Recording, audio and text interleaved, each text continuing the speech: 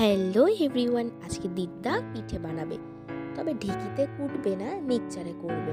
সেটাই দিদা করে নিয়েছিল আর আমাকে বললো একটু গুঁড়োগুলো চেলে দিতে, যেটা আমি এর আগে কোনো দিনও ট্রাই করিনি, ফার্স্ট টাইম ট্রাই করলাম। সবটা করে দিয়েছিলাম, 2 কিলো চালের গুঁড়ো ছিল, দিদা হয়তো ওই 400-500 গ্রাম মতো করেছিল, বাদ বাকিটা আমিই করেছিলাম। আর দিদা এদিকে মাটির উনুনটা জাল দিয়ে রেডি করছিল, পিঠে বানাবে, সেই জন্য আমাকে একটু বললো যে জালটা দিয়ে দিতে, আমি জালটা দিয়ে দিলাম।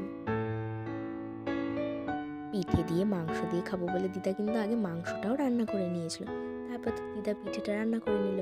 আমি পিঠেটা দিয়ে প্রথমে একবার ঝোল গুড় দিয়ে খেয়ে টেস্ট করে দেখেছি, তারপর একবার মাংস দিয়েও টেস্ট করে খেয়ে দেখেছি। অনেক হয়তো জানো না যে এই পিঠেগুলোও মাংস দিয়ে খাওয়া যায়, বাট যারা জানো না তারা একবার ট্রাই করে দেখো, জাস্ট প্রেমে পড়ে যাবে। আর যারা জানো তারা তো জানোই। তবে এই পিঠেগুলো কিন্তু আবার ধনেপাতা, তারপরে কাঁচা লঙ্কা, পেঁয়াজ কুচি দিয়ে করলেও খুব টেস্টি লাগে খেতে। দিদা এদিনকেও করেছিল, কিন্তু পেঁয়াজটা দিতে ভুলে গেছিলো, যেই জন্য একটু কম টেস্টি লাগছিল দিদার জন্য। তারপর আমি নিয়ে গেছিলাম মাংস, তারপরে দিদাও দারুণ খেয়েছিল টেস্ট। মাংস, আমি তো খেয়েছিলাম। আমি তো জাস্ট প্রেমে পড়ে যাচ্ছি, এখন ভিডিওটি এডিট করতে গিয়ে তো আমার মুখে জল চলে আসে, এত টেস্টি হয়েছিল।